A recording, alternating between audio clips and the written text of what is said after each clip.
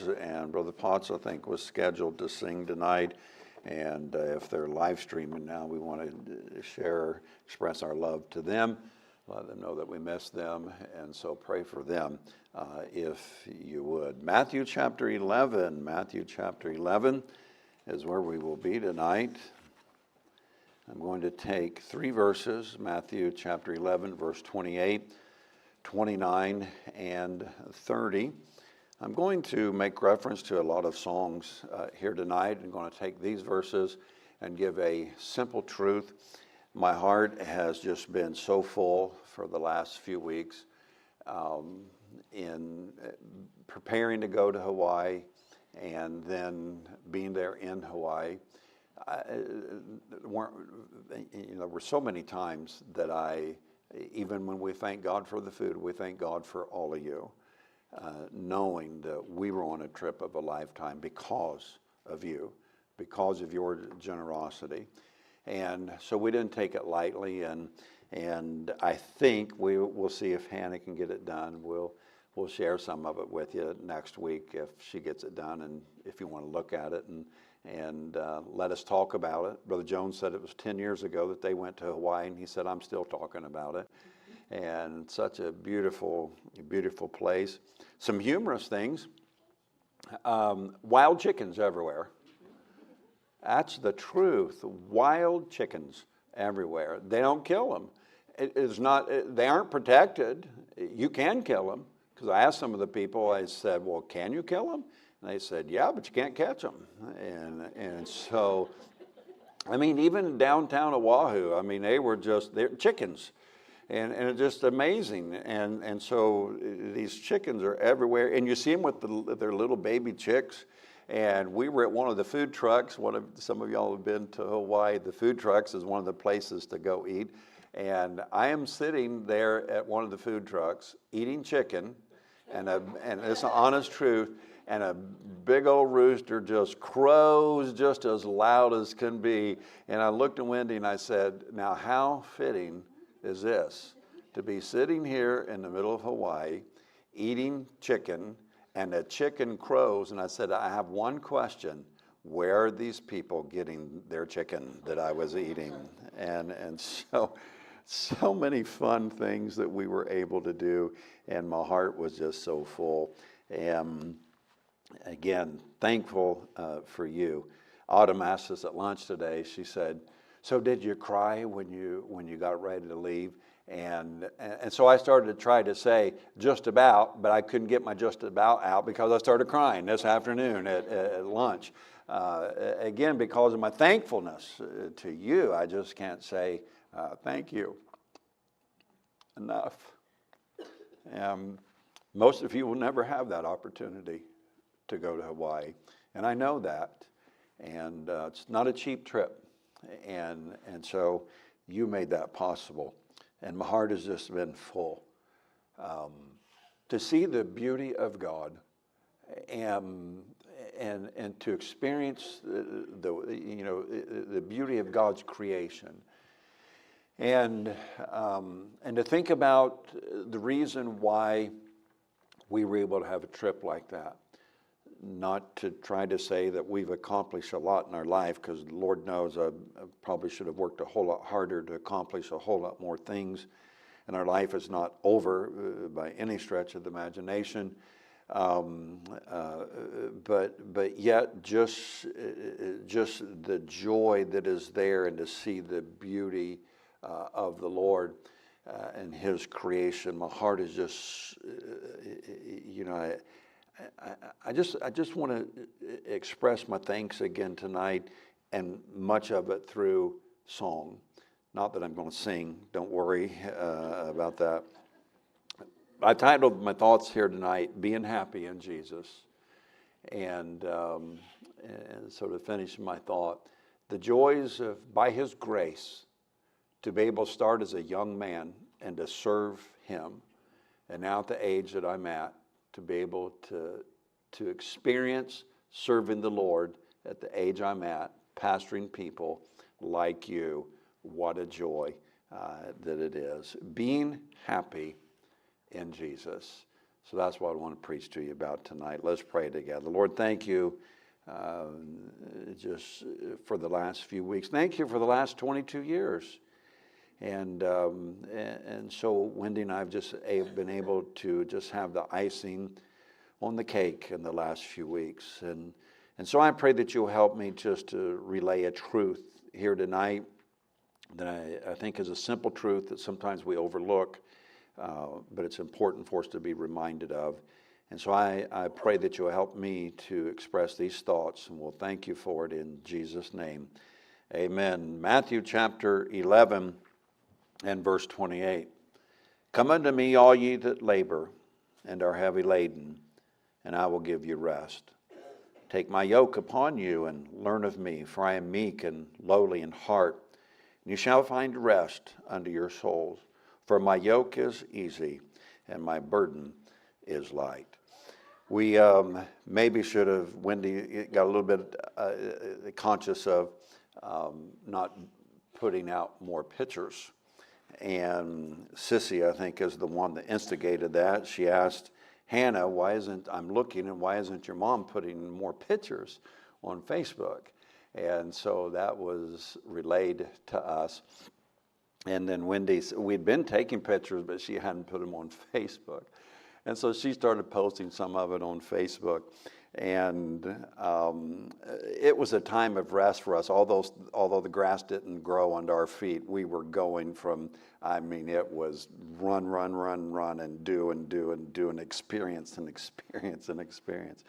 But off our balcony, we could look right out into the ocean, palm trees, and we're sitting on the deck and started taking pictures of the beautiful palm trees and the water. But I put my sunglasses on. I have subscription sunglasses, and so I put those on, and the color of the water, because they're Polaroid, the color was unbelievable in the water that you couldn't see through my regular glasses. So I'm looking at the pictures I'm taking, and I'm thinking, I wonder if I take a picture through my sunglasses, if everybody can see the color of that water. And so for my next 5 or 6 pictures, I'm taking it through my sunglasses. And so somehow that got back to Sissy. And Sissy says, I look forward to the day that I can sit on a back deck somewhere and take pictures through my sunglasses. And I got a kick out of that. And it was a place, no doubt, where we could go and find rest, being happy in Jesus. When we walk with the Lord, in the light of His Word, what a glory He sheds on our way. When we do His good will, He abides with us still, and with all who will trust and obey. Trust and obey, for there's no other way to be happy in Jesus than to trust and obey. I'm so happy, and here's the reason why. Jesus took my burdens all away. Now I'm singing as the days go by. Jesus took my burdens all away. Once my heart was heavy with the load of sin, but Jesus took the load and gave me, I always say, wonderful peace within. And now I'm singing as the days go by. Jesus took my burdens all away. I've got the joy down in my heart. And many times the kids will sing, where? Down in my heart. Where? Down in my heart. I've got the joy down in my heart. Where? Down in my heart to stay. And I'm so happy, so very happy. I have the love of Jesus in my heart, and I'm so happy, so very happy, I have the love of Jesus in my heart. Every day with Jesus is sweeter than the day before. Every day with Jesus, I love Him more and more. Jesus saves and keeps me, and He's the one I'm waiting for. Every day with Jesus is sweeter than the day before. I go back to my early days of wanting to serve the Lord and remind myself of sitting in class with Brother Laurent, Dr. Carl Laurent, and he would combine 2 songs. It's the first time I ever heard either of these songs, and I've remembered it through all of these years. And Brother Rent would always love to sing. I get so thrilled about Jesus every moment of the day. I get so thrilled about Jesus. He's the truth, the life, and the way. I get so thrilled about Jesus. He satisfies my longing soul. I get so thrilled about Jesus. He's the one who made me whole. And then he'd add another song. And I keep falling in love with him over and over and over and over again. I just keep falling in love with him over and over and over and over again. He gets sweeter and sweeter as the days go by. Oh, what a love between my Lord and I. I keep falling in love with him over and over and over and over again. One of my favorite songs that we sing out of the hymn book, and we experience this every day for the last week and a half. I sing the mighty power of God that made the mountains rise. You know, when you see God's nature and you appreciate it and you enjoy it, I don't see how can you not see God? I don't think we've ever seen mountains like the mountains that we saw, and the bodies of water like the bodies of water that we saw. I sing the mighty power of God that made the mountains rise, that spread the flowing seas abroad and built the lofty skies. I sing the wisdom that ordained the sun to rule the day. The moon shines full at God's command, and all the stars obey. The moon was shining so full the morning we left. And by the way, there's a 6-hour difference. So going there is pretty good because we left about 7 in the morning. And by our time, I think we got there at about 6 or 7, 8 o'clock at night, our time. But it was only 2 o'clock in the afternoon for them. So the sun is shining bright. We're in Hawaii. Life is great.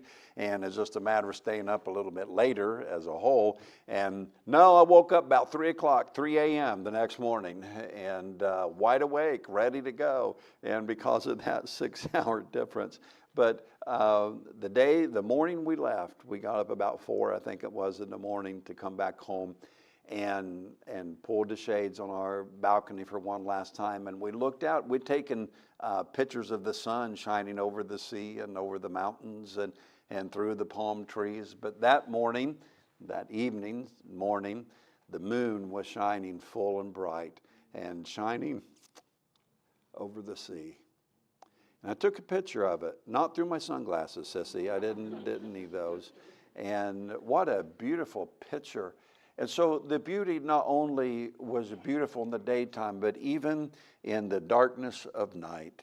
I sing the goodness of the Lord who filled the earth with food. Boy, you talk about eating. I've eaten so much fish and loved it. And mai, and oh no, I think it is. Sometimes you eat some of that stuff and you say, oh no, what did I just eat with that? And calamari, have you ever had calamari? We have once. I don't think we'll ever have it again. But we ordered it once. We knew it was squid, and we looked up, what is calamari? We want to know what calamari is. Well, squid. I probably had that at Red Lobster, so I thought. And man, they brought that calamari out to us, and I've seen it in strips, like chicken strips, and it all tastes like chicken, right? If you fry it just right, it all tastes like chicken. And oh man, they brought it out, and we were not suspicioning that they would also give us like 5 of these little bitty squids, full squids, with all of their arms and head and everything. And Wendy and I are both looking at that, and she's saying, I'm not going to eat that. And I said, well, I am. We paid for it, so I'm going to eat it. And so she tried a little bit, and she said, I'm not eating the head of it. I don't care. I am not eating the head of it. And so I ate all of the squid on my own, and if you put enough sauce on it, it all goes down just fine. But all of the fruit and the way they flavored their food, it was just quite amazing. I sing the goodness of the Lord who filled the earth with food, who formed the creatures through the word and then pronounced them good. Lord, how thy wonders are displayed where'er I turn my eye. If I survey the ground I tread or gaze upon the sky. There's not a plant or a flower below that makes thy glories known. One night we were eating something and it looked a little bit like cabbage, and Wendy says, you know what that is? I said, nope. I have no idea, but I said, if they put them on plate, I guess I'm supposed to eat it. And when the waiter, the waitress came by, and I even asked, I said, was I supposed to eat all of that? And so I was okay. I ate all of it and all parts of it. But there's not a plant or a flower below, but makes thy glories known. And clouds arise and tempests blow by order from thy throne. While all that borrows life from thee is ever in thy care, and everywhere that man can be, thou, God, art present there. We took a little trip to a place called Hana, and they referred to it as the Road to Hana. I don't have all the details of it. We'll maybe get that for you. I think it's a 60-mile trip, takes over 2 hours. I don't know how many different curves, hundreds of different curves. And the beauty on the way there, the waterfalls, and again, the mountains were just unbelievable. And everywhere that man can be, thou, God, art present there. I put at the bottom of my page in capital letters with exclamation point, I love this life. I got to preach a message like this now while we're on a mountaintop, because we may not be on a mountaintop next week and the week after. But right now we can say, and we all should say, I say that tongue in cheek, I love this life. God's people are the greatest people in the world. What does all of that have to do with Matthew chapter 11 and verse 28? I want to define some of these words and help you with some thoughts. Come unto me, all you that labor and are heavy laden, and I'll give you rest. That word labor there means all of you that are fatigued, all of you that have been working really hard, all of you that are toiling, all of you who have allowed yourself to become wearied. Come unto me, all ye that labor. That probably describes some of you to where you're a little bit on the weary side. You've been working hard. You've been laboring, you're fatigued. Come unto me, all ye that labor and are heavy laden. That word laden, heavy laden, means to load up. It means to be overburdened. I don't know, maybe tonight you feel a little overburdened. Maybe the life is just piling up on you. I know some of the circumstances. We talked about how the prayer requests were being, the prayer chain was given, I think 3 or 4 different times throughout the week, and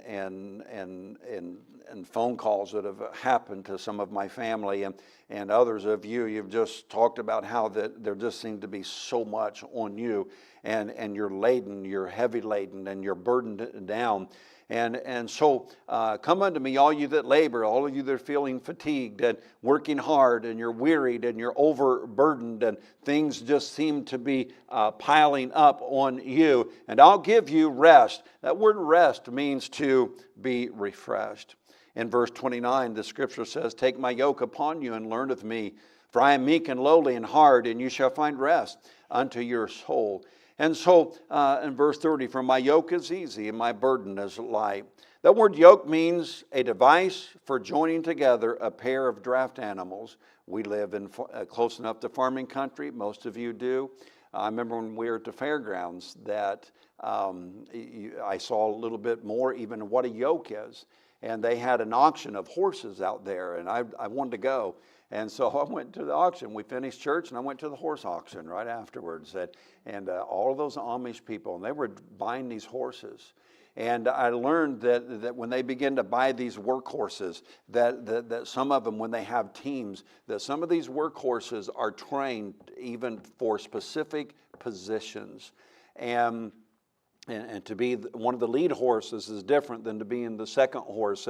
And I mean, they had all of that down. And they would yoke up. They would have those big pieces of wood and leather strands. And they would yoke up. That word yoke means to couple or to join or to link together. And so God says, take my yoke upon you. He says in verse 30, for my yoke is easy And that word easy means God said things will be better. My yoke is easy, meaning that it's better, that it's good. That God's yoke is gracious.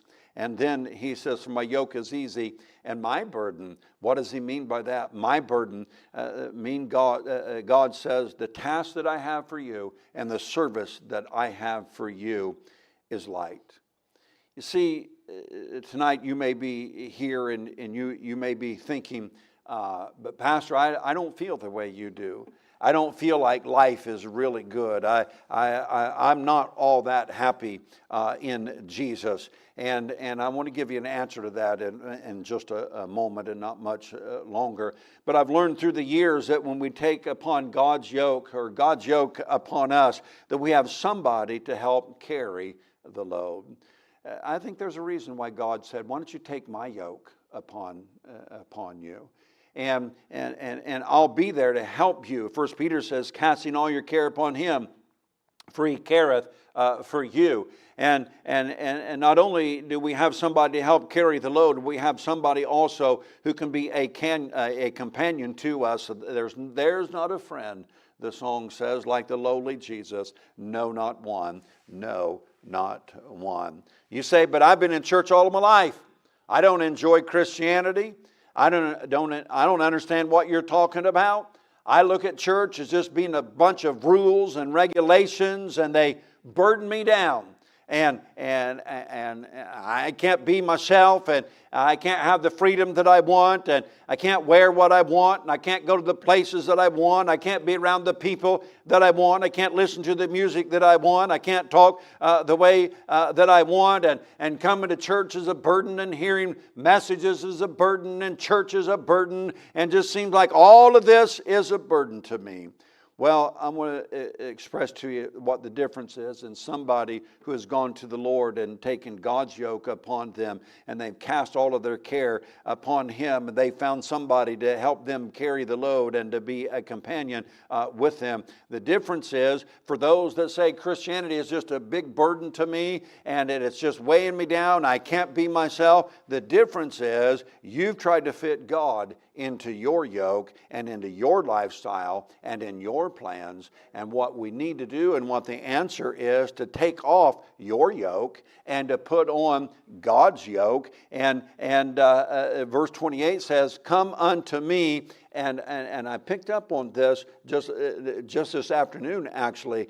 Come unto me, all ye that labor, and the ye, so many different times here, ye that labor and are heavy laden, and I'll give you rest. And so God said in verse 28, you are the one that's laboring. You're the one that's heavy laden. You are the one that needs rest. But God said in verse 29, but if you'll take my yoke, if you will take my burden, if you will come into my service and you'll help me, trust me to help you and to be a companion to you, then life will change. And so I want to encourage you tonight to take off your yoke and pick up His yoke and quit trying to make Him be a part of your life. And we need to live our life in such a way to where we make Him all of our life. That's the key. That's the key. It's taking on His yoke. And God said, if you'll do that, I will help you. Being happy in Jesus, if we trust and obey, there's no other way to be happy in Jesus than to trust and obey. And so I encourage you tonight to just take God's yoke upon you, live for Him, trust in Him. God's people are the greatest people in the world, and you can enjoy your Christian life, as I mentioned this morning, that Jesus gave His life so that we can have life and have it more abundantly, living the happy life. And let's have a word of prayer. Lord, thank you.